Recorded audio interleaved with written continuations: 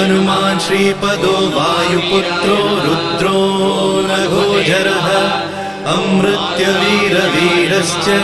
ग्रामवासो जनाश्रयः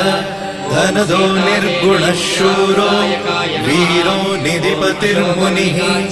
पिङ्गाक्षो वरदो वाग्मी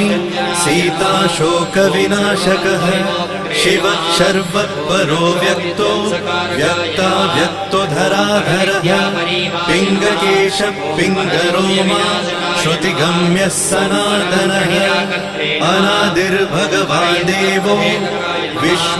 विश्वहेतुर्जनाश्रयः आरोग्यकर्ता विश्वेशो